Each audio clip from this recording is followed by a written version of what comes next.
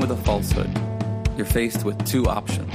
You can accept it or you can reject it. The basis upon which we take one of these actions is a product of our critical thinking capabilities and a desire to know what is true instead of confirming our bias.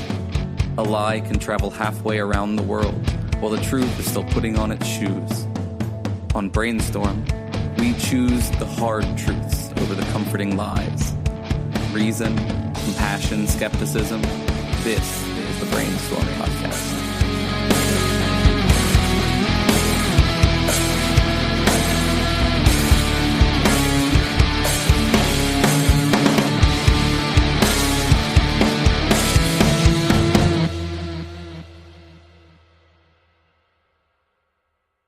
Hi, and welcome to the Brainstorm Podcast Skeptic Studio, the interview portion of the Brainstorm Podcast where we talk to a variety of folks with the intent to spread critical thinking, compassion, and skepticism. I'm Corey, and my panel tonight are Destin. Yo. Lisa. Me. Renee. Hello. Leo. Hey there. We're broadcasting from Lisa's apartment in Regina, Saskatchewan. Which means I can have a glass of wine later. That's right. The address is... And today is August 31st, 2018. Tonight's guest is the author of Social Media is Bullshit and The End of Privacy, as well as a comic writer and host of a variety of podcasts. The End of Privacy, 15-Minute Time Limit, and the Jackie and BJ Mystery Show. Thanks for joining us, BJ. Hey, thank you so much for having me on. So I guess something I want to start off with is just a bit of your background. How did you get into writing these books, and what kind of education do you have, I guess? Not much of a great education. I should probably start out and say, I basically slept walk through 2 years at a technical college or a really small 2-year college, and then more or less did my own thing when I transferred to a 4-year at SUNY Potsdam. So I don't have much to say really on the college front, other than I had a good time. That's right. I don't know if that's an indictment of the American education system or not. Nice. But more importantly, back in high school, I wanted to be George Carlin. Okay. And so I figured out very quickly that, when you're not 21 in the United States, you're not allowed into a bar, but there's a loophole. And the loophole is if you rent out the bar, you could do whatever you want in it. And so I couldn't get booked on stand-up comedy shows the old-fashioned way because I was too young. So I'm like, okay, well, if I just book out this place, could I come in here and have it put on a concert and do comedy? They're like, yeah, if you book the place, you can do whatever you want. So I did that. I did 55 of those up and down the East Coast of the United States back when I was 18, 19 years old. And one thing you find out when you're 18, 19 and don't have a lot of money is you have to get very innovative with how you promote yourself. And so I was an early adopter of a lot of the different platforms before they really became mainstream things. I was on MySpace back when it actually worked. Right. Which is what I like to tell people, Facebook back when Facebook advertising actually worked. And so just by virtue of being early on these different platforms, I sort of lucked into, I guess, a marketing consulting background, because what had happened was people just started to come to me because they were like, "Oh, you're funny. The website's funny. How are you getting all these people to watch your stand-up or watch your really crappy public access TV show that you had?"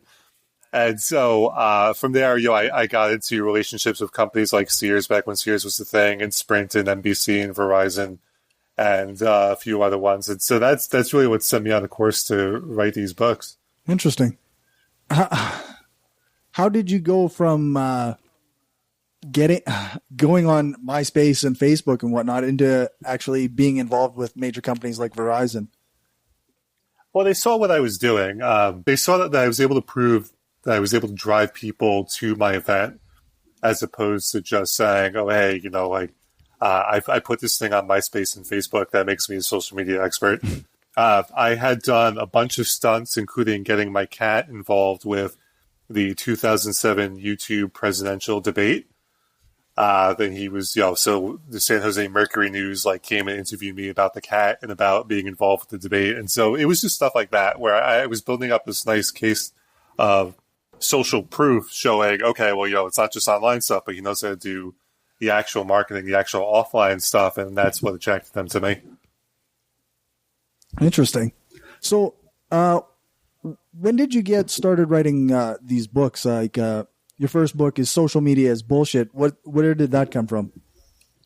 So I do an entire presentation on this, but the short version is that back in like 2008, I had just got married. Okay. And, as you do when you get married, you want to prove that you're going to be a good provider for your partner. And so I came up with like this crazy idea of doing like a social media based reach out tour to promote the early detection and prevention of breast cancer. And so what happened was I had a relationship with Twitter previously because they used to feature my account because I just used it to write jokes. And I was there pretty early on. I said, hey, can you guys promote this thing? We're gonna team up with this not-for-profit. We're gonna travel across the country. We're gonna tell people to check early, check often. And so they never got back to me. And then what happened was they put out this list about 2 months later where it was like 28 nationally recognized celebrities. And then you would get to the bottom of the list and there was like my dumb face behind like Angelina Jolie and Brad Pitt. And so I was very quickly, I became one of the most followed accounts to the point where I was like number 4 in the race to 1 million between Ashton Kutcher and CNN. I don't know if people remember that, but that was a thing that happened. And so I was like a big believer of social media because it's like, oh wow, this is amazing and fantastic, and this is great. I wonder what'll happen if I try to get these people to donate, because at one point we had almost 1 million followers on there, and so we went out on tour and we were working with Sprint and Dunkin' Donuts, and we found that when we sent a tweet out, nobody would come to meet with us. And when we did a fundraiser, like nobody was donating any money. So when the tour ended, I was kind of like, okay, I had all of these things going on. We were one of the most followed accounts. People were, CNN had just done an article about like, it's called like the new stars of Twitter. You can still find it in their archive. And they featured us and they featured the breast cancer tour, but yet nothing worked. So I said, okay, we're going to take a step back and we're going to do this tour again, but we're going to do it the way that I know works, because I've been pretty good at getting news coverage for myself for doing stupid stunts like selling empty bags of air. So this Marine Corps colonel calls me up out of the blue and he's like, hey, could you do what you did with the breast cancer people, but for us? I said, sure, but we're going to do like a spectacle. Like we're going to have you set the world record for the most high fives given, which we did at the Philadelphia Independence Day Parade, which is the largest 4th of July parade in the United States. And we put him in a custom-wrapped Shelby Mustang that people could come out and sign and, do that to thank the troops. And so that tour went on to be a huge success. They still do it to this day. It's almost 10 years on and they still do that tour. And so the difference between both projects is what led me to write about this, because I clearly there was a gap between what we think works with the internet and what actually works. Right. Yeah. I've been learning that quite a bit myself, with even just trying to get people to find our podcast. Wait. What I want to know what works. Like, what was the difference? What was the secret sauce? It was the stunts. It was the visual of because when we drove around the country, my ex-wife and I, we were driving around in like a Chevy Impala, like a 2002 black Chevy Impala that had seen better days. And so it wasn't like a great visual, even though we managed to get some TV coverage of it. But with the Colonel, what we did was we put him in a custom wrapped Shelby Mustang. And instead of just coming out to these different stops and saying, hey, come and meet the Colonel, we said the Colonel wants to give you a high five. So be at this place at this time. You'll get to high five and meet Colonel John Folsom, and you'll get to sign this custom wrapped Shelby Mustang, which looked beautiful on camera. And once we started doing that at the first couple of stops, and we had like TV coverage and we had pictures and people posting pictures of them like visually doing the act of signing the Mustang, that's what attracted people. There was like this really cool component to it that got people talking. So like you just think naively, if you have like 1 million Twitter followers, even if you only get a small fraction of them actually willing to donate, then it's going to be a success. But that's the fraction is just too small, even with 1 million people, for example, is what you're saying. Yeah. Unless you have some sort of gimmick. Yeah, well, it's what's interesting is I tried this because I believe in testing everything. I'm very big in, this is my this is my theory, and we're gonna try it out and see what works and what doesn't, and then we're gonna keep trying and tweaking it over time. So in 2012, when Social Media is Bullshit came out, I said, okay, let's try this again, because it had been about 3 or 4 years since the initial breast cancer tour, and I put out a link on Twitter saying, hey, the book is coming out, pre-orders are really important, you can click here and buy it. And of the, like, at the time, 800,000 followers or whatever it was, we only sold 28 copies through Twitter, and we sold over 7,000 copies by doing, like, the old-fashioned stuff, like me going out to different bookstores and doing local radio appearances and book signings and TV appearances. So we found that, we think the tail wags the dog. We think the online stuff drives everything, but really it's just an amplifier for the offline stuff. Maybe. I mean, it might also be how it's, I don't know if you find that, I mean, I'm not a social media guru as you are, but like if I just write, had a great day at the park with my son and picture it, I'll get like whatever bunch of likes, but nobody will say anything. Like it's not, it's like, meh, whatever. But if I say, had a great day at the park, what was your favorite thing that happened today? Like, I don't know, there's certain ways, or like, I don't know, yeah. They've also seemed to figure out that people like lists. Lists are somehow incredible clickbait. I don't really know why that's true, but it seems to be, so, you know what I mean? I don't know. I mean, we could talk about the lists also. That's like a different, they're related, but a little distinct. The reason why, if you ask a question, it does really well is because of the way their algorithms are set up. People don't realize this, that like when you post an outbound link on like Facebook or Twitter, they de-emphasize that. Like they will not show that to the majority of people following it because they don't want people to leave the platform. But if you say something like, hey, how are you doing today? You're generating engagement on the platform, which is good for them and good for their advertisers. And so their system will go, oh, okay, that's something that I can go and show to other people because it keeps them around. Like that's the short version. There's been a bunch of theories that have come out over the years. There's a book called Contagious by Dr. Jonah Berger from University of Pennsylvania, which sort of details, like if you're able to provoke a strong emotional reaction, you're more likely to get more engagement online than you would if you were just to post something as a matter of fact. I see that all the time. Yeah. I did something recently where I got 2 really old cats, and so they don't do much, but when they do stuff, it's adorable because they're old. So this one was just sort of sunning himself and smiling, or what to a human eye looks like he's smiling. So I took a picture of that and said, here's his grumpy old man sunning himself and smiling or something like that, and that did really well. But if I post something about like my interest in pro wrestling, that it doesn't get anywhere near the engagement. So. The two components are being able to provoke an emotional reaction, which is what you saw with the breast cancer tour versus the high five tour, but also feeding Facebook's algorithm. That's why, like, if any of you use Instagram, you see people stuffing hashtags not in the post, but in the comment section, because they figured out that that's what Instagram's algorithm likes, and that's how it actually indexed the post. So lists are a different thing. List is more. I don't know if any of you have read Bullshit Jobs. It's a wonderful book. It just came out. But basically, the idea is that there's a lot of people who have jobs that they have to pretend they're busy. Like they really only have 2 hours of work out of like a 9-hour workday. And the rest of the time, they're just sort of sitting there trying to justify why they're there. And so like the reason car why... salesman? Yeah, exactly. I don't even try to justify my time. Destin sells cars. We is should. Awesome. I don't think that we should.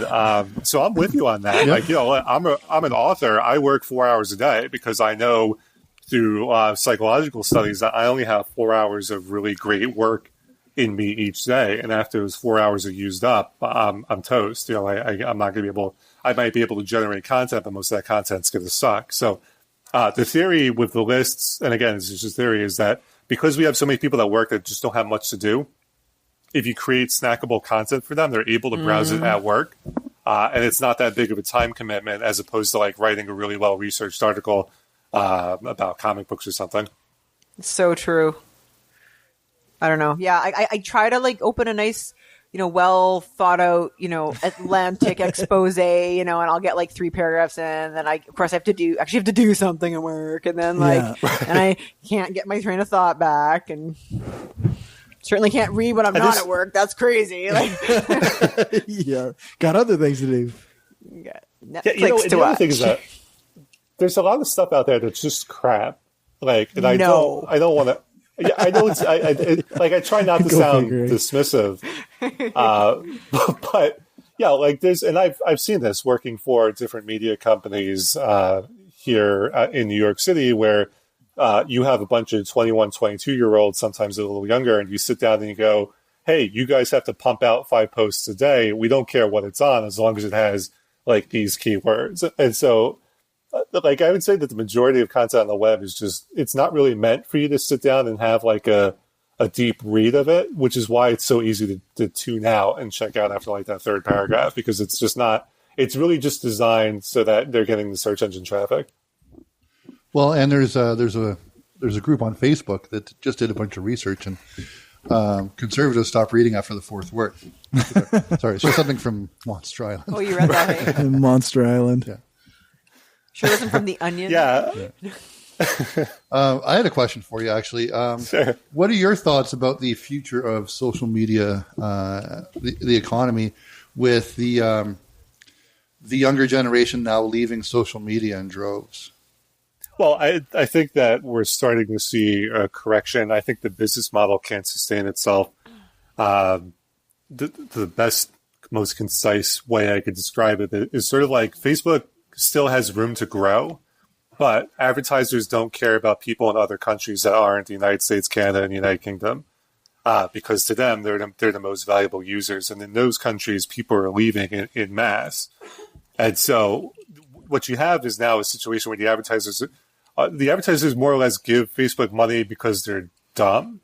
And I could see, like, that's not just a generalization. That's having worked with advertising agencies and, understanding how the industry works these days. It's become very corporatized. And so their expenditure on social media is like a line item. So they don't even think about it. But what's happening is you're starting to hear that rumbling of, if all of the American, Canadian, and United Kingdom users are leaving, and those are the ones that are worth money, why are we putting money into Facebook?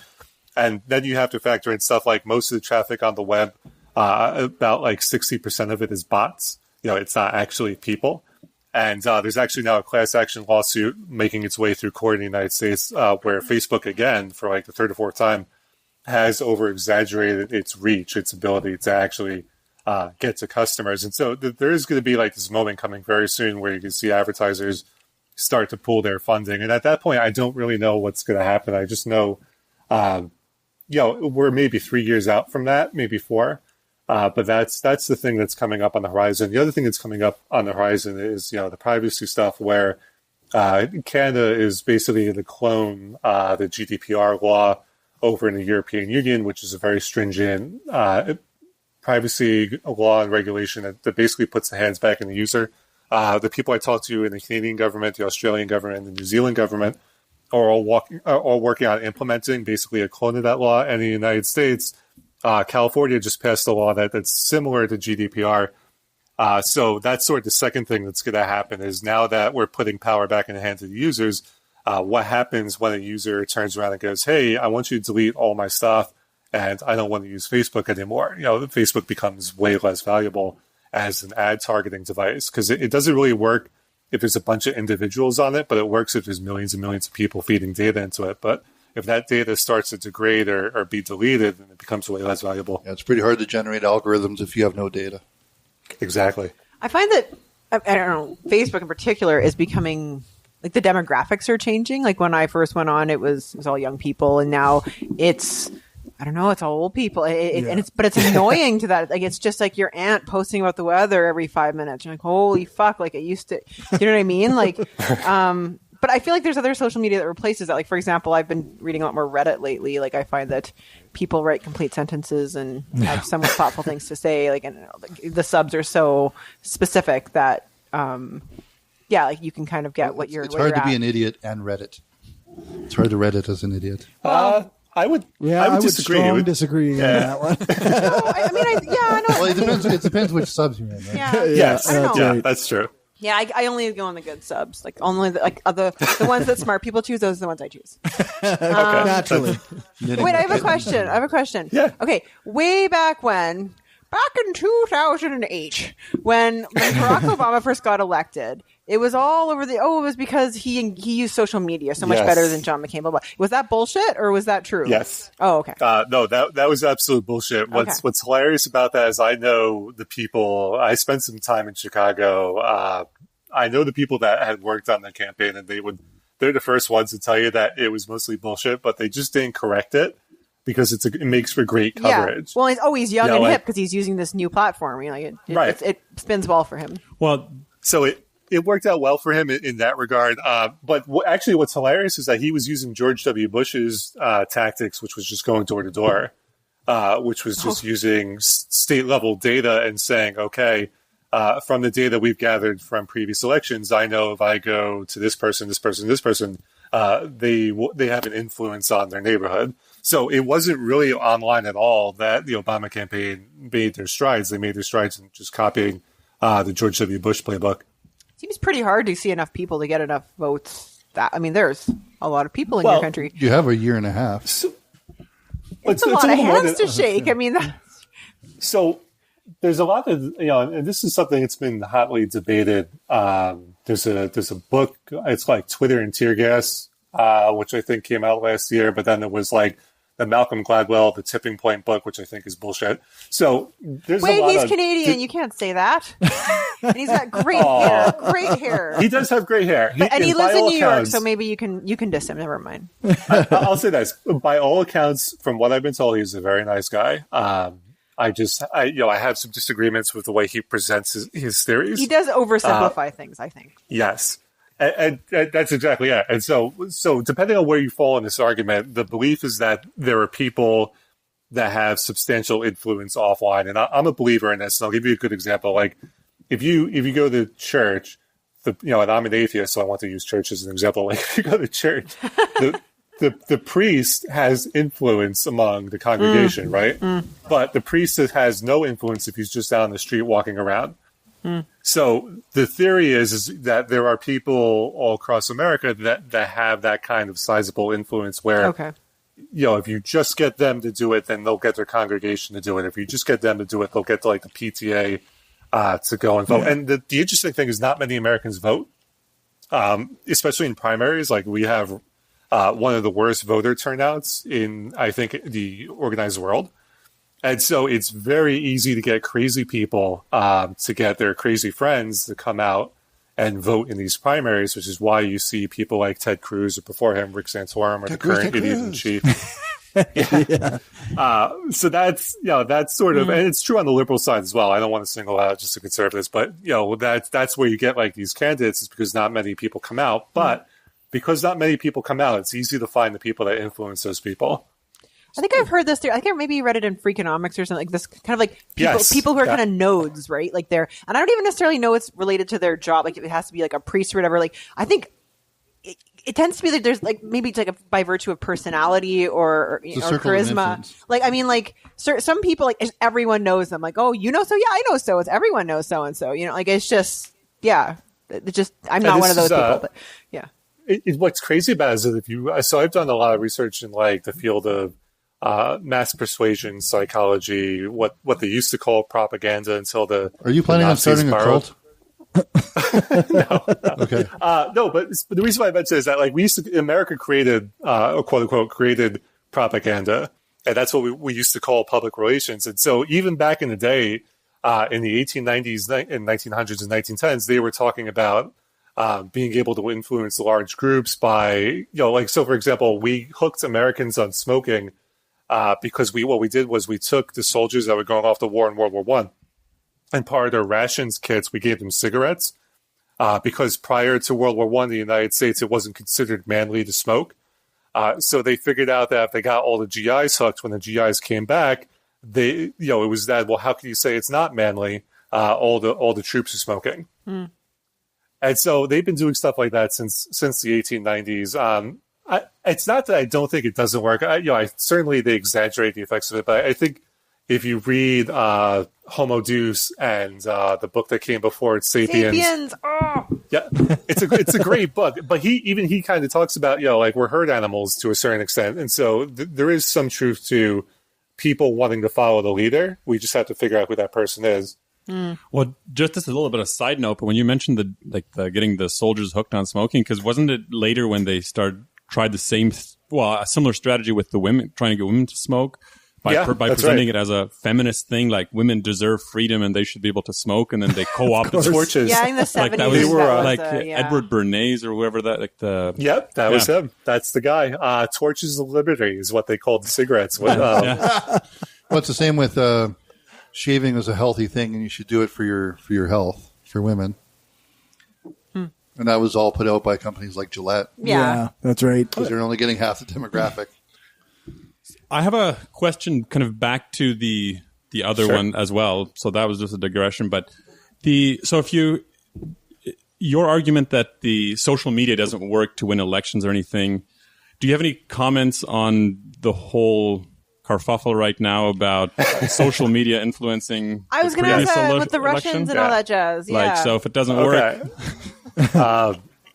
yes. Where do I start on this? I guess like part one is Trump and part two is the Russian thing. Like, so if you believe that social media got Trump elected, I would completely disagree.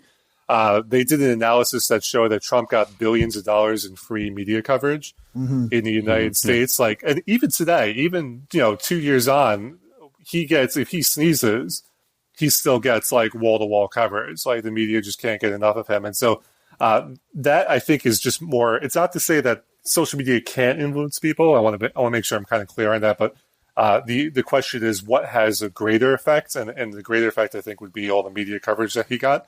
So there's that. And then there's also a whole, like if you look at the Cambridge Analytica story, it falls apart pretty quickly because Robert Mercer was the one that was making all that noise. That data is what got Trump elected, but the data they had wasn't great.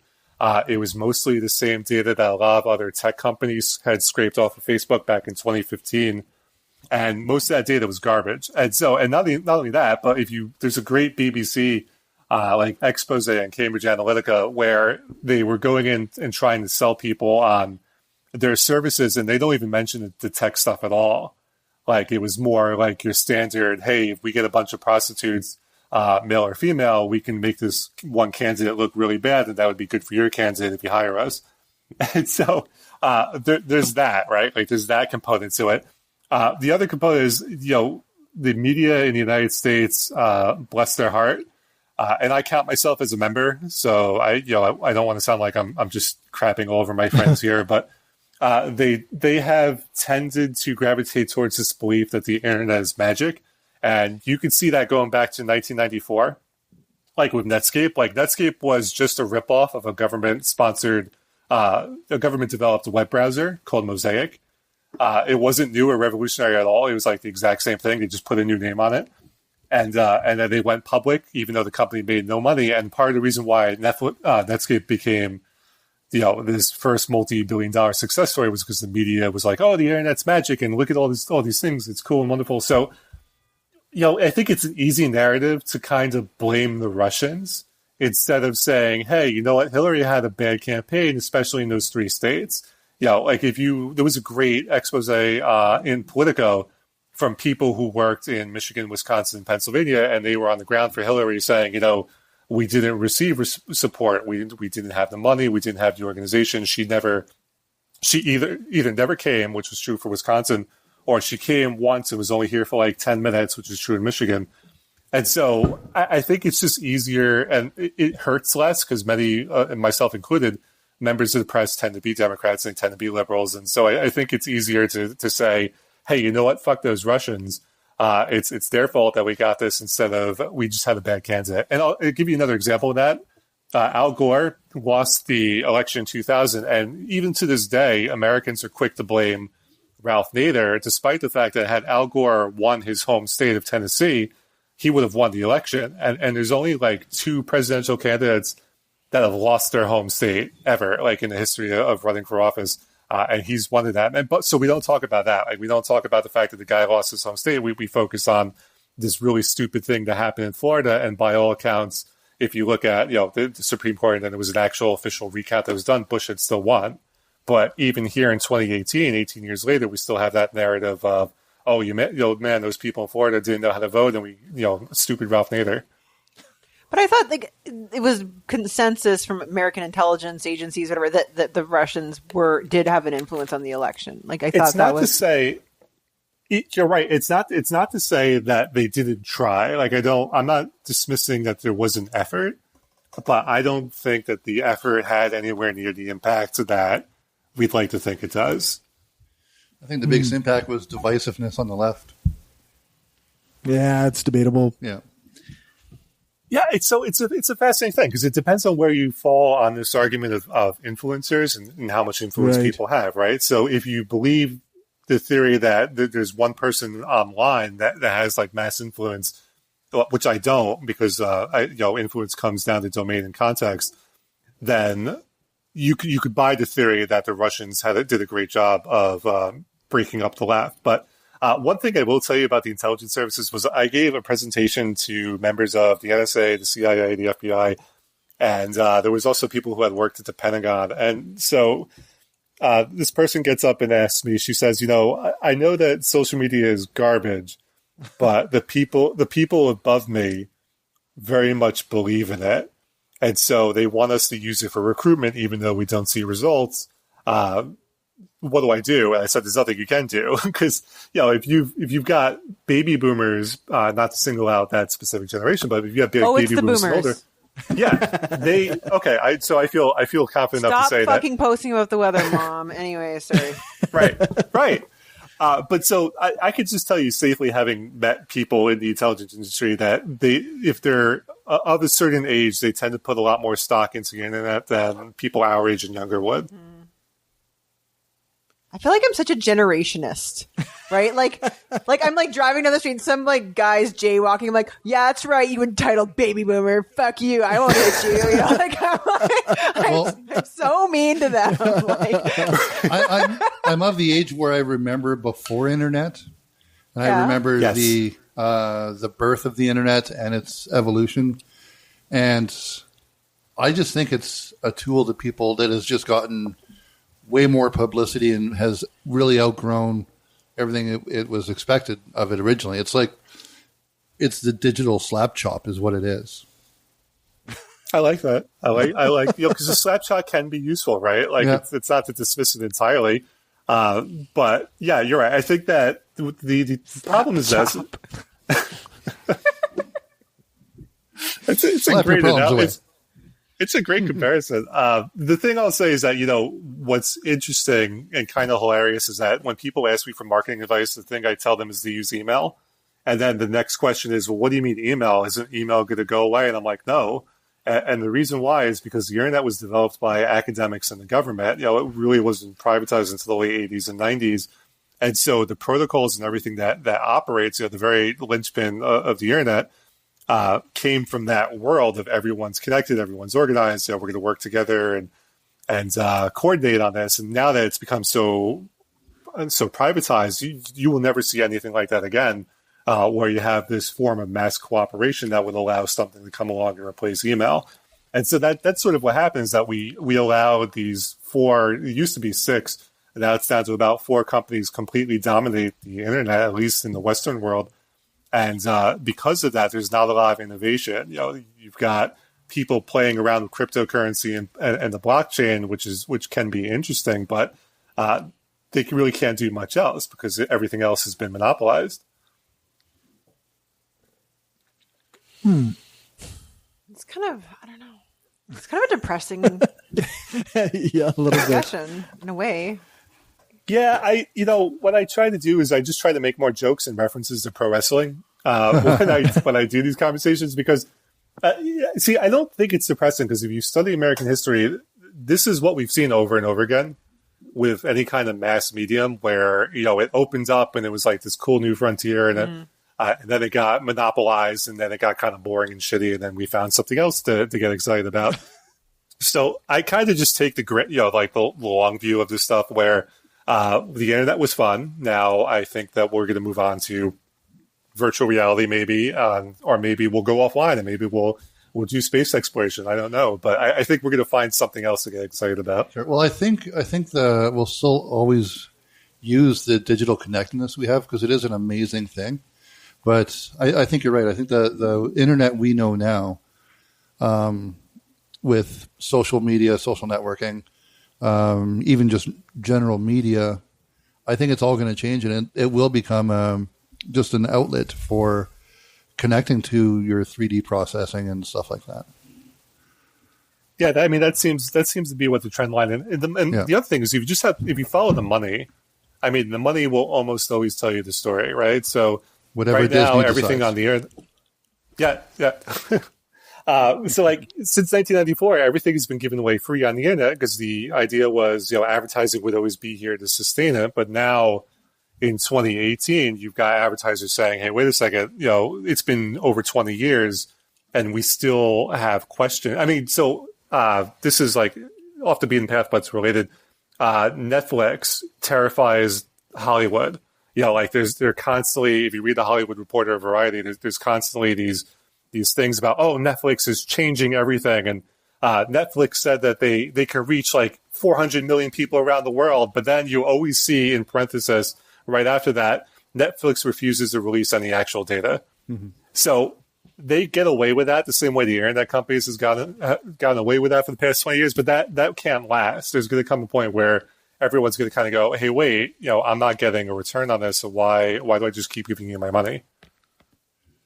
Well, and like with media, I haven't had cable in 15 years because why would I?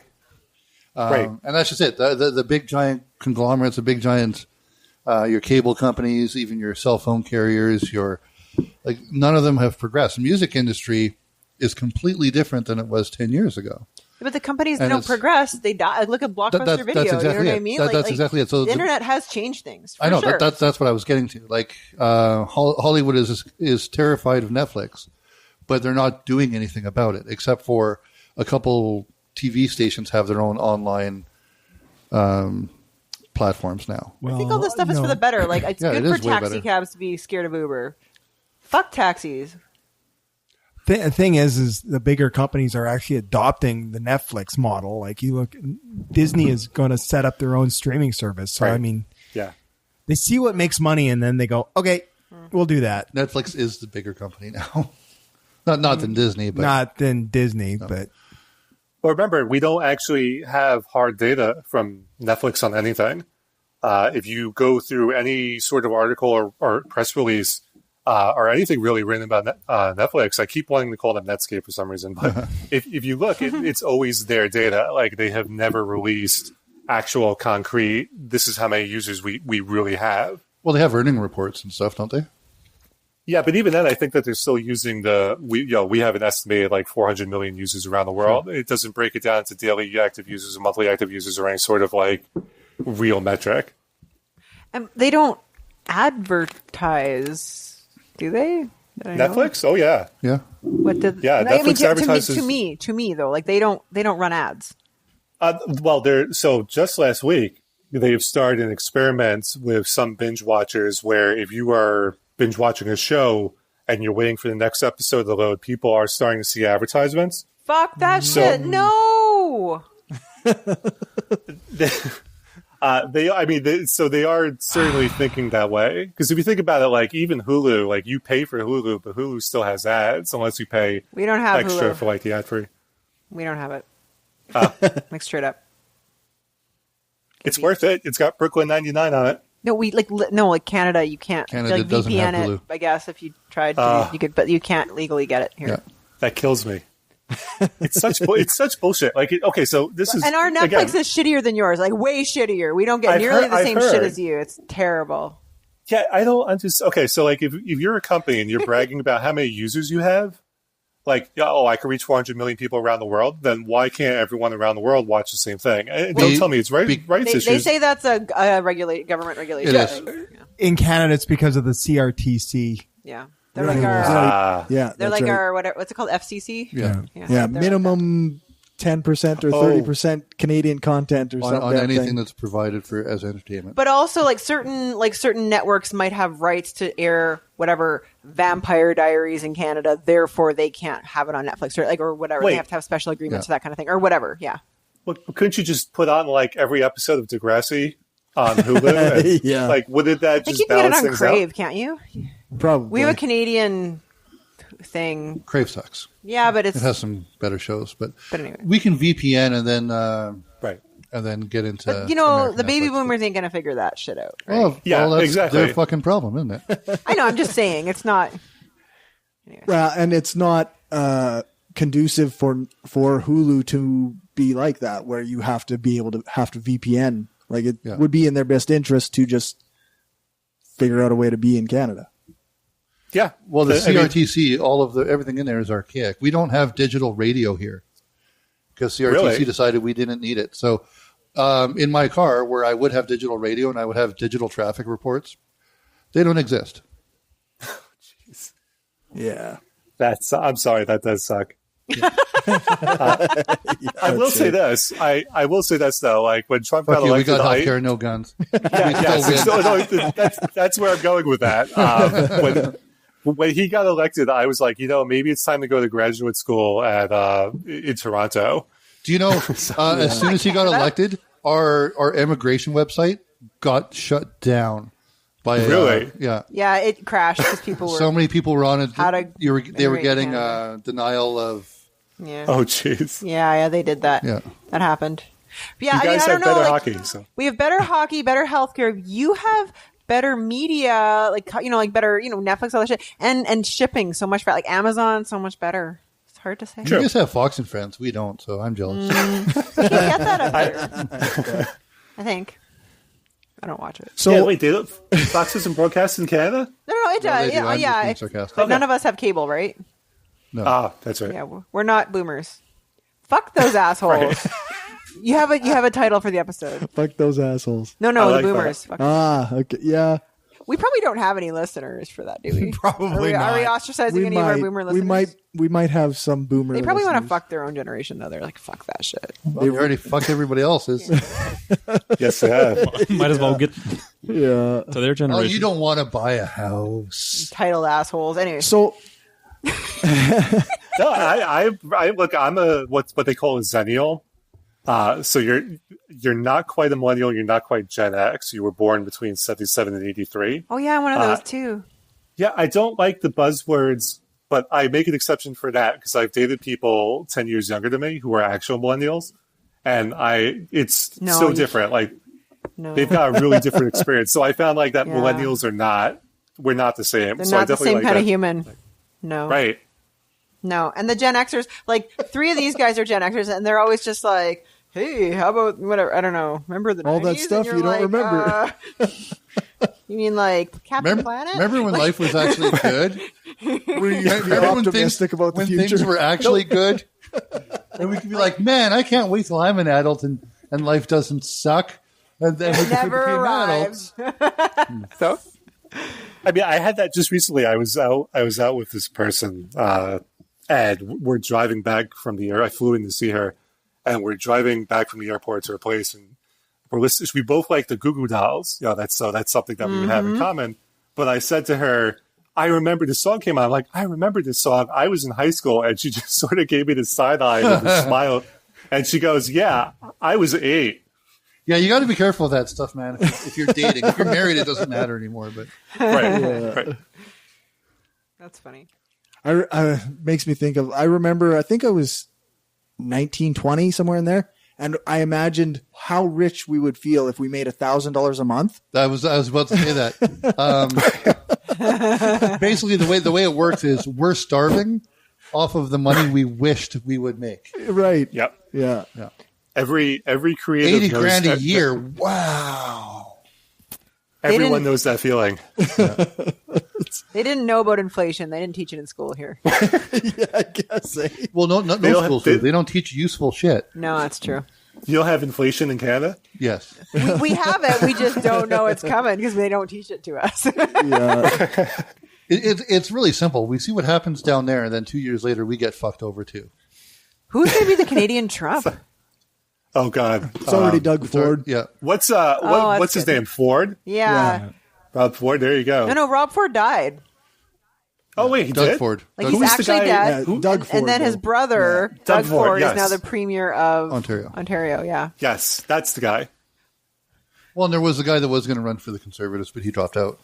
Yeah, from Shark Tank. Yeah. Whatever the hell his name was. O'Leary. Right. Yeah. So you have another book. I also have a Nexus card, which allows me quick access into Canada, which I find to be endlessly hilarious. Have you guys ever seen the Nexus card? No. Okay, so I went to grad school at the University of Buffalo, so about 15 minutes from Niagara Falls. So they have what's basically, if you've ever gone to like Disney World, the fast pass Yeah. to get into Canada. And so how it Canadians works is can get it too. Yeah, so like the Nexus No, card we're like already allows here. you. We don't need cards to get here. We're clearly set. But if you fly, like if you're flying into any of the Canadian airports from the United States or vice versa, with the Nexus card, you don't have to fill anything out. Yeah. Yeah, you can just show them the card. So why is it hilarious? I don't know where I was going with that, but I keep thinking like I'm going to use that card and take that bridge and just not come back. It's not an immigration card, dude. And You can come over here and buy shit at Niagara Falls. you don't have to go tell. home. You don't have to tell us where Buffalo is. We're not Americans. We understand geography. That's good to know because not even people in New York know where Buffalo is, so that's good. Yeah, so I have another book. Yep. So the end of privacy. What's the main thrust of that book? It's really just a discussion of like this is what's happening to your stuff. Because what I found is that most privacy books are very academic, and that's not to say that they're bad, but they are not accessible to what I would say was like the general public. And so my goal was to basically take all those books and write like a funny beginner's guide to, this is what Facebook has on you. Like this is the terrifying store of data that they've got, and you should know what's going on. And by the way, like there's $1 billion industry that is completely built off the trading of your data that you have not really consented to. There's some debate about that, but I don't think you really consented to it. And what I propose in the book is, one, we should put power back in the hands of the people, which is now happening. But two, you should get paid for your data. And so the book kind of lays out this whole case saying, we're not talking about a lot of money here, but what we are saying is that if there's this microtransaction that takes place on Facebook between you, them, and a bunch of third parties, it's not hard to give you a few cents as part of the transaction. And if anything, they kind of owe you that because it's your stuff that you've never really given them the right to sell. So that's really what the book is. It's like a beginner's guide to privacy. And there's a little twist in there about, like self-driving cars and AI and augmented reality and what privacy is going to look like. Because augmented reality is a privacy minefield. It's terrible. It's terrifying. So it kind of just lays out from like now to the next like 5 years. This is what we're dealing with. Yeah, is it just going to be like blurred out faces for everybody on AR and with self-driving cars, or?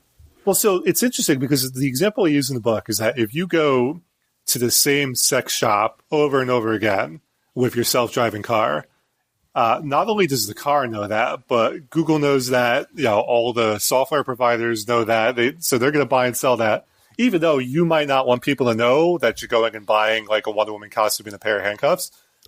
You might want to keep that to yourself. It's oddly specific. Yeah, it's a true story. Yeah. Sounded true. It's what I use it in the book. I talk about the same person that I just mentioned with the Goo Goo Dolls. We talk about like what would happen if this person has a very specific job where she has to kind of craft her persona in public. And so what happens if your self-driving car reports that you've gone to the same sex shop like 7 times and then broadcasts that out, and you didn't have any sort of say or control over that. So that's sort of the issue with the self-driving cars. And then on the augmented reality front, the issue is if I put on a pair of Apple AR glasses, which are coming in the next year or so, and I suddenly have the ability to pull up your everything on you just by looking at you, where does my right to privacy start? And where does your right to be informed begin? And we really don't know. So yeah, it very well could be that you just see like blurred out faces. But we really haven't talked about that stuff, which is to me is kind of frightening. Like we've just been pushing this stuff so hard. We're not stopping and going, hey, wait a second. What if this person works in Hollywood and needs people to think a certain thing about them, and then because of some data getting out by their self-driving car, their career is ruined? Like what happens? Or what if you just generally don't want people to know your shit?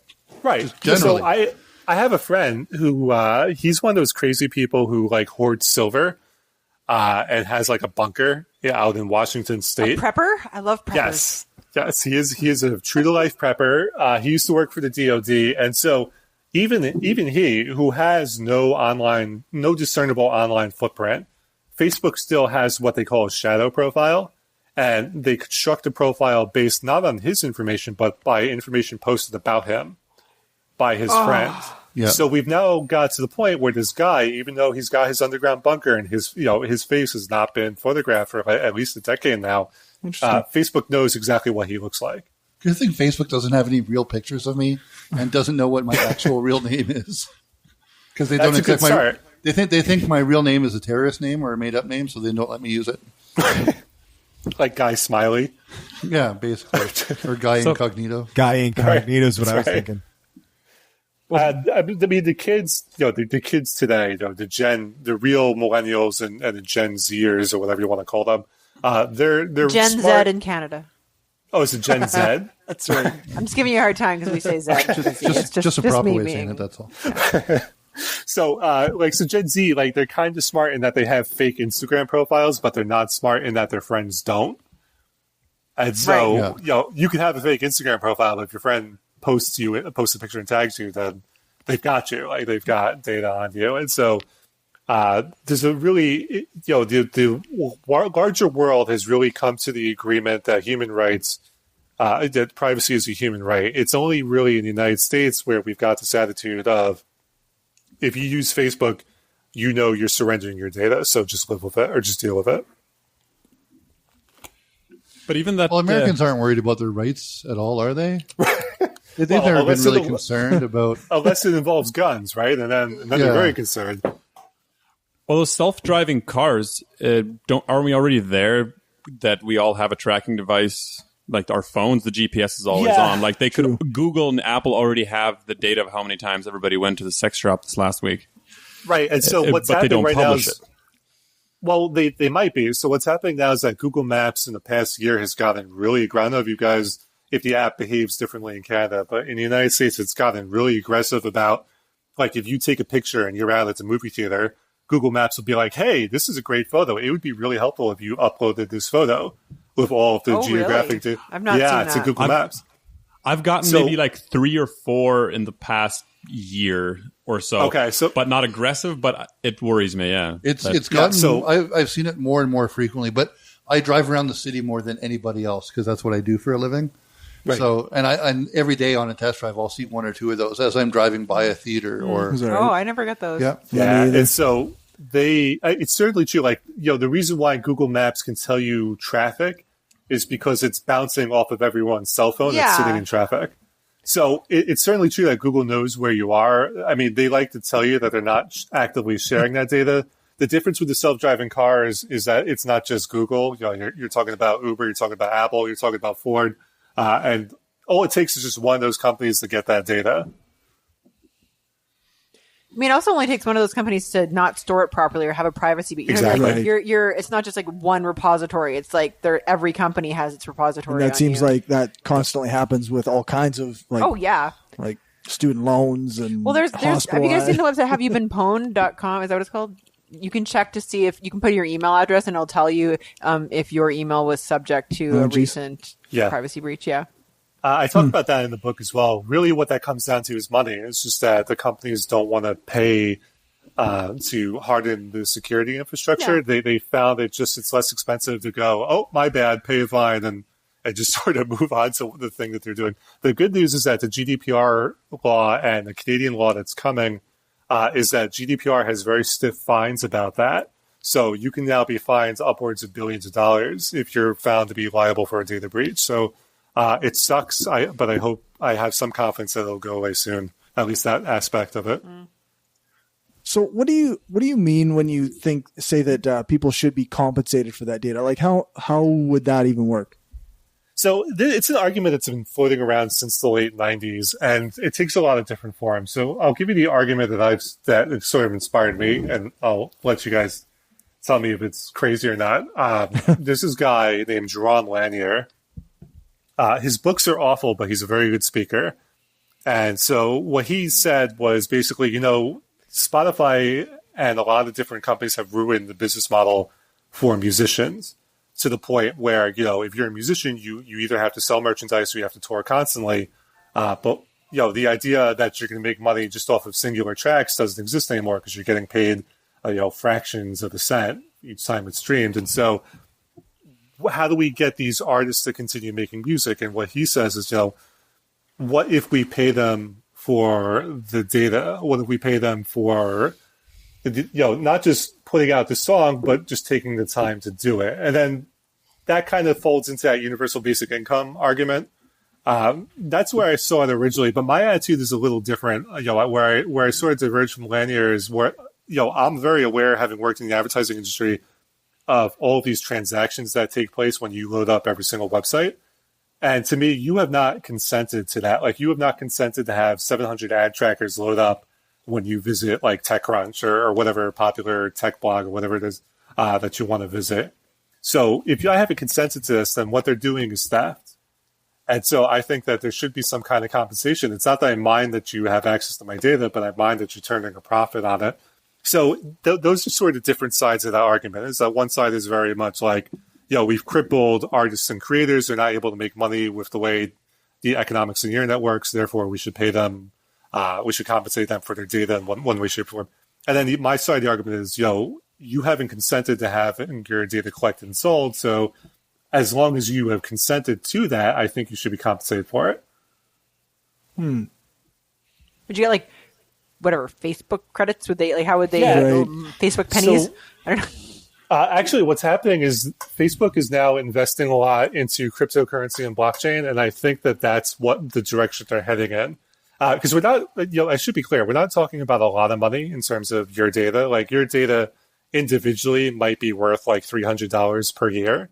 It's only when you have when you multiply it by millions of users where you start to see the real dollar value. But if you start to factor in all these other data brokers and having them pay you as well, that it adds up to a lot of money on an individual basis. So Facebook, it seems to be, and this is me speculating, in looking into a kind of infrastructure that would allow them to give you Facebook credits or Facebook pennies or whatever it is, because that's one that, I'm not a big blockchain guy, but that is one of the advantages to that technology, is that we're able to actually track each of these transactions, so that we can say, hey, so-and-so sold this piece of data to this ad broker. Whereas today, it's kind of just throwing money down the toilet, and we really don't know where the money goes after it's sold to the data brokers. So if Facebook has the ability to identify all of these microscopic transactions, they then have the ability to compensate you for them. Well, and you would be getting invoiced on it, and you would know exactly where all your data is going to. That's right. But sorry, what would motivate Facebook to do that? Like, why would they want to cut you in on this? Yeah. So what's going to happen is, if the advertisers revolt, and it's coming, like you could already sort of see like, it's like a slow moving car wreck, right? Like, we're at the stage where the car is starting to weave out of control, but it's still on the road.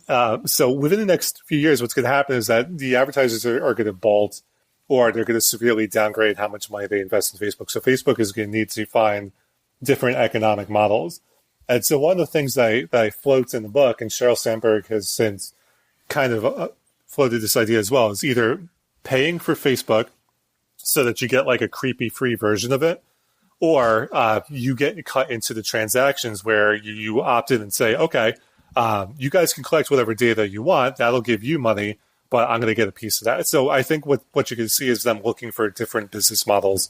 Because you got to remember, like, there's a great book called Chaos Monkeys by a guy that had actually worked at Facebook on the advertising team. And what he says is, they didn't, even going into the IPO, they did not have a business model. Like, they did not have any sort of real advertising functionality. It was only after they went public that they sort of bolted on the thing that they have now. So to them, with the way that they operate, it's not out of question for them to go, hey, we're going to change our model. Like, overnight. Like, they could just as easily drop what they got and change it, or do something on the fly. Or they can just stop existing. That'd be cool too. Yeah, but the problem is that a lot of people don't realize that they own WhatsApp and they own Instagram, and if you're into VR, they own Oculus. So very wisely, they have started to diversify their business. And Google's done the same thing, too. I mean, if you look at, it's not Google anymore. It's the company is now called Alphabet.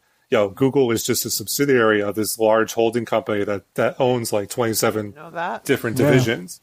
So they very much know that at some point that advertising bubble is going to burst. So what do they sell, like canned soup? Like what else what are the other? Oh, I'm glad you mentioned that. So did you know that the most profitable part of MySpace as a business was a division that sold hand cream? I did know that, but probably most people didn't. No, I didn't know. How would I know that shit? You'd be surprised. Like, I never assume anything. So, like, I just assume everyone knows like everything when I talk about this stuff. Sorry, much to my detriment. But yeah, no, it turns out that like that was the only profitable division of MySpace when News Corp bought the company. Bizarre. I have a very quick question. Do you know what, so that I don't have to ask in 10 years or 20, what's the most profitable thing Google has or Facebook? Is there any leaks on that? What's making their money? No, it's advertising. So Google is probably more fucked than Facebook. Facebook, because they've invested in virtual reality and they have other platforms. Like when Facebook goes away, Instagram is still really popular. In fact, you still, even though they're starting to see a little decline in usage, it's still growing in the Western world, which makes it valuable to advertisers. So if the advertising bubble pops, then I don't know what Google has, because we're still a few years away from the Waymo vehicles being profitable, and YouTube itself is not profitable. It was only in the past year where they're kind of like, yeah, we sort of turned a profit, but now we're investing in all this like original programming. So I don't know what division they have that could still make money. I think if anything, it will be Waymo. If you're like, hey, if you had to pick one, what would it be? It'd be Waymo. How can YouTube not be profitable? So a lot of reasons. Bandwidth is expensive, and so I think that we forget, because there's like millions of hours of footage that's uploaded every few minutes daily, to YouTube. So they have some killer server costs. But the other thing is that it's never been profitable. Like since the beginning, YouTube has been entirely dependent on dumb companies basically just sort of giving them money. But because they have all these other built-in costs, they've never been able to turn a profit. Funny enough, Amazon's the same way. If you look at Amazon's statements, the only division Amazon has that makes money is AWS. Which hosts like a third of the internet now or something crazy like that. If you take out AWS, Amazon itself also has like all of these hard costs that we don't think about, which also makes it unprofitable. So YouTube is just one of those divisions where because of the costs involved. Which is funny because the richest guy in the world owns. No, how can that be a thing? Yeah. They charge you something for a book, and it's not that different from what you pay in a store. But Amazon has one of the world's largest network banking systems, and it's all in the water. But why don't they require a profit margin on the shit they sell? I don't understand. So there's a great book. I think it's called The Four by Professor Scott Galloway. It came out last year. And what he talks about is that the reason why Amazon's able to be Amazon, the way we think of it, is because investors are dumb and keep throwing money into it.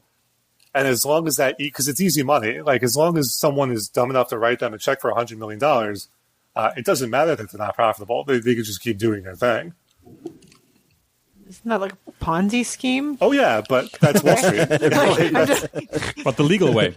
Yeah. Yeah, it kind of goes back to what like the kind of the basic thesis in Sapiens, right? Which is as long as people believe that the economy is doing, that they should, right. Then it's that belief that drives it. It's not. Yeah, Amazon doesn't need to be profitable. The companies that they support do.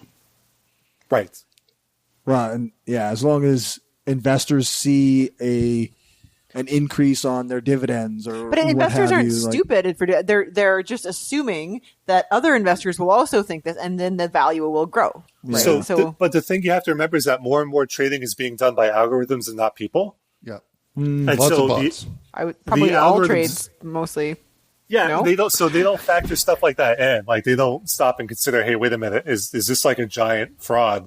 It just goes, hey, this stock is doing really good. We should buy more of it. Like it's not a terribly sophisticated system that they got. When I was a day trader, the company I worked for was tied directly into both the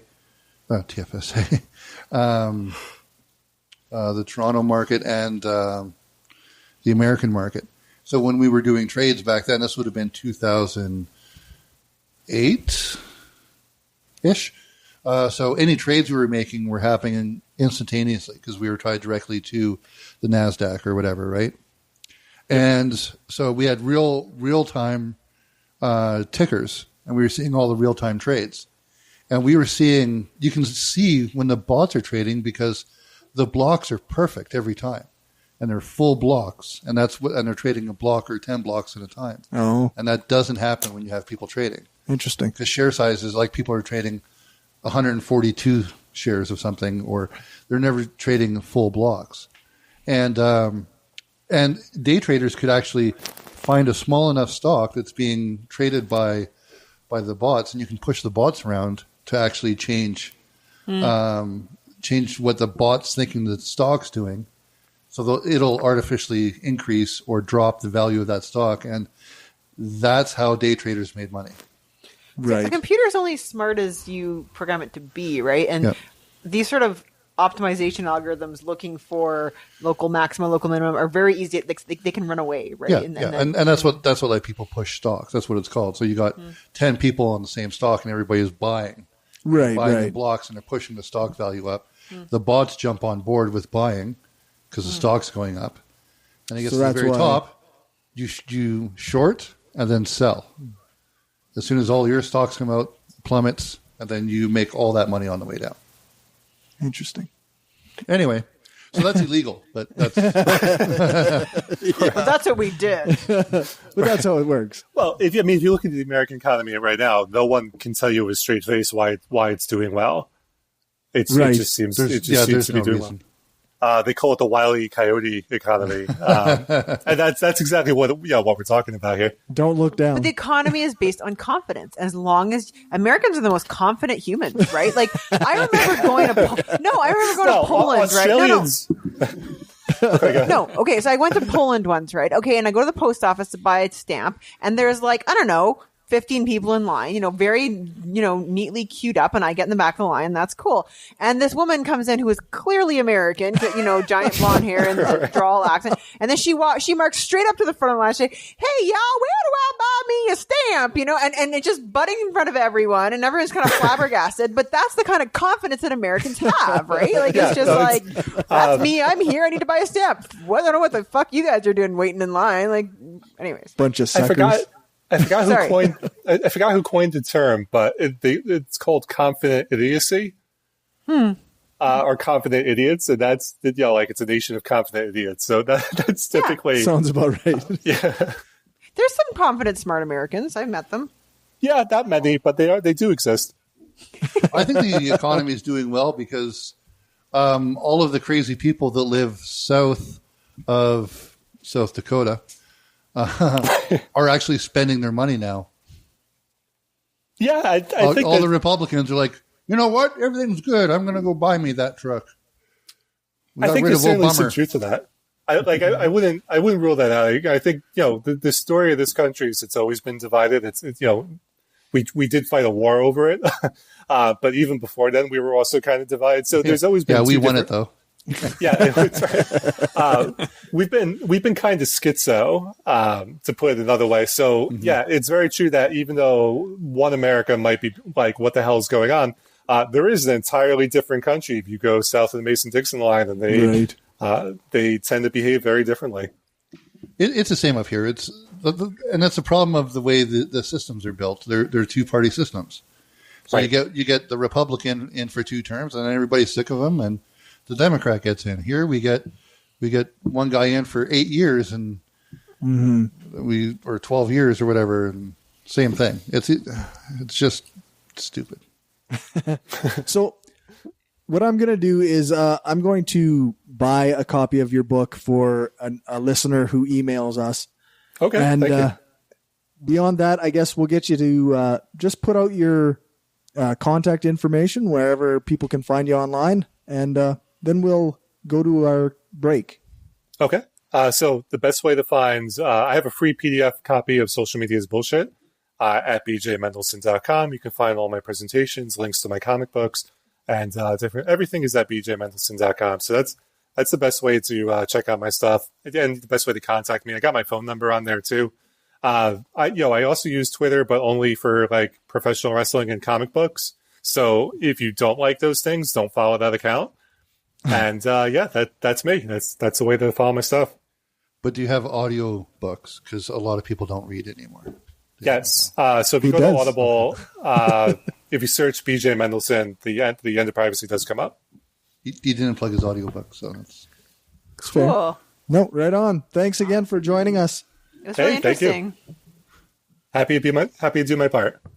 All right, so we got a little bit of feedback on Twitter. I got Randy Lamonda said, "Good one, dudes," in response to my interview with Zach Law, and the Podunk Polymath on Twitter also shared the episode and said, "Redneck Canadian at Hardcore Skeptic has my compadre and fellow Southerner at Zacrilege on to talk about Zach's show, his near-death experience, and the state of the atheist community. Seriously, I love both these guys, and you need to give it a listen." So thanks to Randy and the Podunk Polymath. And we got a comment on YouTube that I thought I would share. That's not usually a good thing. I deleted it.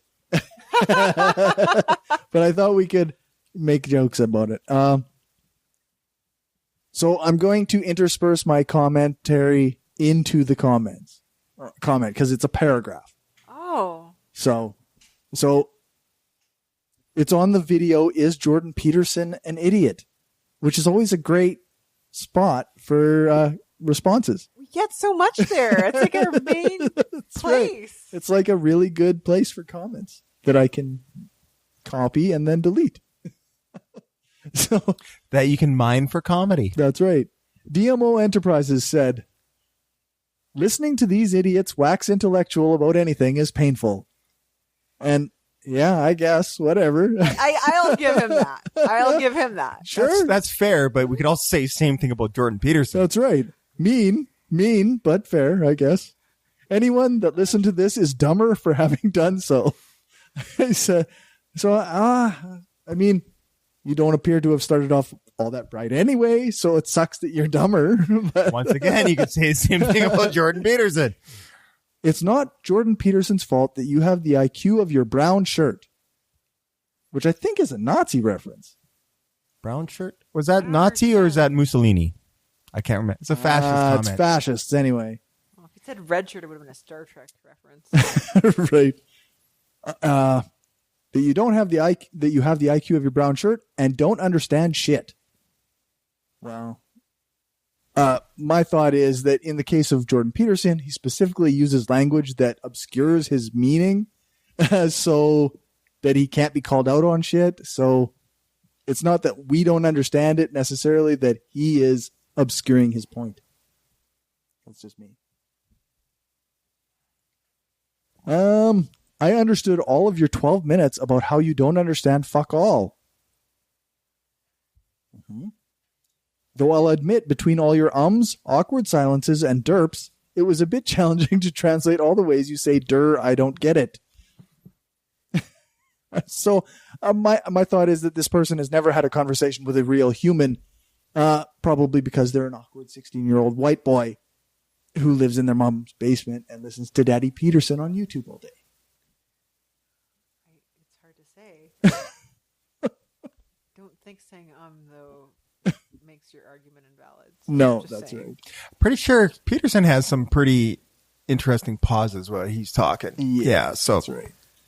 I can really make this all about Peterson. Yeah, that's right. In my defense, handicapped is not my native language, which is pretty fucking shitty to say. Like, that's ableist as fuck. And like saying you don't understand shit is in no way a rebuttal to anything, which is, I guess, true. No, but that wasn't my argument in that segment. No. My argument in that segment was I feel like I'm a smart enough person that I should be able to understand your argument. I think you might just be saying nonsense because it doesn't make any sense. That was the argument. It wasn't the argument. It wasn't, I don't understand, therefore you're wrong. It was, no, I think you just don't make sense, and that's why I don't understand. Yeah, like that was the argument. Either Peterson is garbage at communication, or he's not saying anything worth listening or to. Both. Or both. It's not. And I wasn't saying I don't understand something, therefore it's not true. Right. Yeah. And I would have failed physics, or should have failed physics because like so much shit didn't make sense. That's your failure, he says. No, he's missing the argument, or she, I suppose. His framing is his, and this is a weird one. His framing, his failure, is his BS divisive terms of left versus right, which I don't know, seemed weird at the end to be like Jordan Peterson's BS is that he frames things in left versus right. But from my perspective, that's Jordan Peterson's shtick. He has to. Because he's afraid of the commies. I've never really watched enough Peterson to really understand it. I started listening to his podcast. But it just seems to me Peterson, all he is he was just a run-of-the-mill prof that got put in the spotlight. Now he's fucking running with it. Yeah. And in the end, he has nothing really much more to add to it other than he's trying to keep extending his 15 minutes of fame. Well, that's right. My thought is the entire comment reads like a Peterson crony defending his daddy right up until the end when he actually calls Peterson's rhetoric BS for some reason. So maybe he has some potential. This DMO Enterprises has some potential to learn how to reason. But I doubt it, since he completely missed the point of what we said in that video. I've never dissected a dumb YouTube comment so much. Like, I've never thought about it so much. I'm proud of you, Corey. You made it all the way through the paragraph. I would have made it like, 3. All right, yeah, fuck this guy. Fuck it. I don't care. Yeah. It doesn't matter. It really doesn't. But it does bother me that he misunderstood the argument that we're making.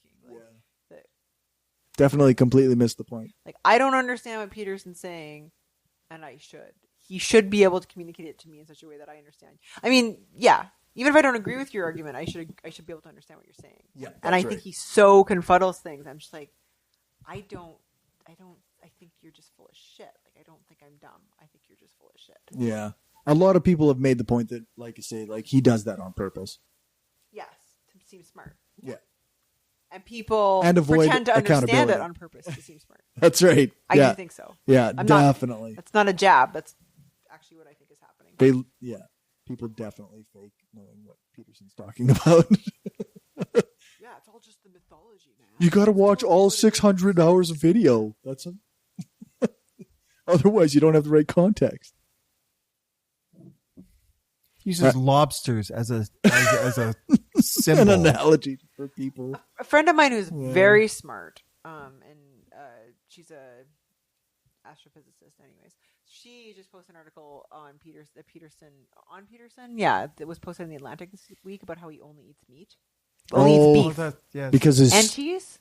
Because his idiot child and his daughter too. Yeah, both of them together. That's and all. Now she thinks she's a nutritionist who can teach people about nutrition if they just sign up to her Patreon. I know a guy who eats only meat. Like he will, and I'm like, but how do you poop? And he's like, no, I poop just fine. And I'm like, liar. Okay. Liar. No, he Your says friend he is does. a liar. I don't check his poop, but I never said he's my friend. But he's a guy I know. But I mean, if you think about it, like some cultures, like you think about like the Inuit people, they must not eat a lot of vegetables because there's like traditionally because it would have been a lot of like I don't know. Maybe it's possible, but it doesn't necessarily mean it's the healthiest way to go. I'm just saying. Well, that's. But right. is it just yeah. me? Like, if my stereotypical. I mean, anyway, I don't get it, but yeah, I think people should eat vegetables. Actually, there's plenty of science that shows that much meat is actually going to harm your health, because actually, I mean, as hard as it might be to believe or accept, vegan diets are better for us. I don't know that there is any actual like control to everything's got to be like reported by people. And we're in a culture where they might not just I don't know. Anyways, but like I just wonder if you looked at health outcomes of a true traditional, like say Inuit society, that people were not eating like refined carbs or any like really, I don't know where you're going to get vegetables in the tundra. So like presumably, I mean, I think there's also other X factors Really of it curious. too, because I mean, yes, they have to subsist on a strictly meat diet because there's no vegetables, but they're also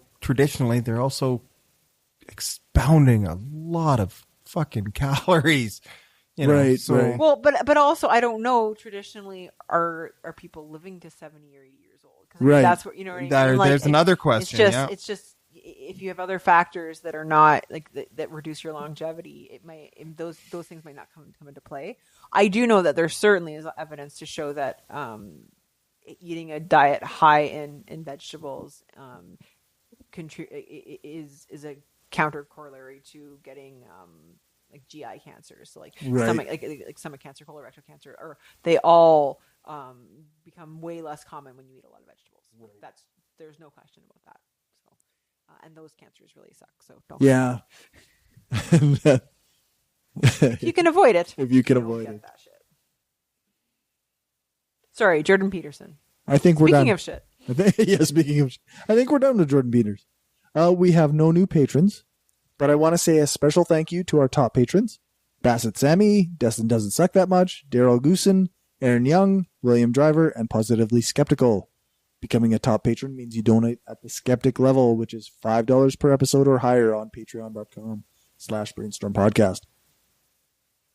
We got a review on Stitcher, which I normally don't check. And apparently it was 7 months ago. So sorry, atheist mom, who gave us 5 stars. She said, "Fun times. This show addresses current topics, including the latest pseudoscience, stupid religious stuff, and other happenings in the culture wars. I learn something every time I listen." So that's cool.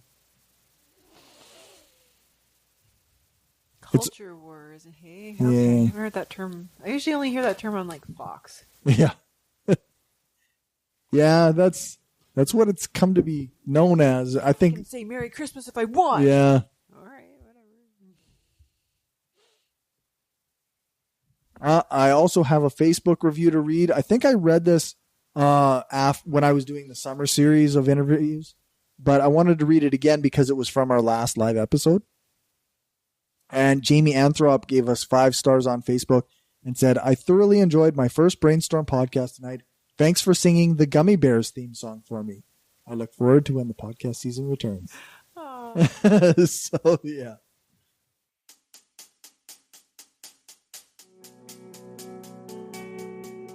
Hey folks, Corey here just to do the closing. And I just wanted to mention that we actually did get a new patron after we recorded this and before I did the editing. So a big thanks to Kayla for becoming our new patron. For everything else, you can check out the show notes at thebrainstormpodcast.com and our website, brainstormblog.net. Thanks to our financial supporters, Janet, Kim, Stephanie, Zach, the Utah Outcasts, Bassett, Will, Aaron, Daryl, Destin Sucks, Bob, Glenn, Destin Doesn't Suck That Much, Magnus, several species of small furry animals gathered together in a cave, Positively Skeptical, Rob, Keith, the Podunk Polymath, Larry, and now Kayla. If you want to join them and help the show grow, then you can do that at patreon.com/brainstormpodcast. Or you can go and buy some stuff at tpublic.com/stores/brainstorm-podcast-gear. You can join us every 2 weeks on brainstormradio.net. Our next live show is September 14th, and our guest will be Richard A. Kahn Jr., author of The Earthbound Parent, How and Why to Raise Your Little Angels Without Religion. I want to thank BJ again for joining us. You can find more of his stuff at bjmendelson.com. So make sure to check that out, and remember that I'm offering a copy of his book, The End of Privacy, to the first listener to contact me. Thanks to Dave for our intro music. Thanks to Aaron Rabbi from the Embrace the Void podcast for doing the intro voiceover. You can find his stuff at voidpod.com. Thanks to Alex Capper Murdoch for doing the voiceover for our ads. And thanks to Jason Camo for doing the outro music. You can find his stuff at aloststateofmind.com. All music played is either with permission or under the SOCAN license to play. For more information on SOCAN, you can check out the music license info page on our website, brainstormblog.net.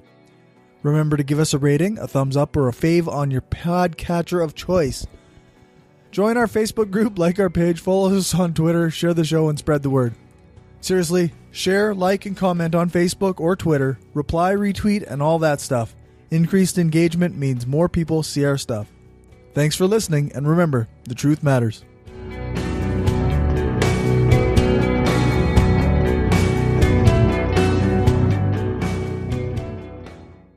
This is an opinion-based podcast. Each person on the podcast is responsible for their own opinions, and those opinions don't necessarily reflect the views of the rest of the panel. Any guests or anyone associated with the people on the podcast, such as spouses, partners, children, other family members, friends, or employers. No one person speaks for the podcast with the possible exception of Corey, and he doesn't speak for anyone else on the show. The Brainstorm podcast does not represent the views of our sponsors.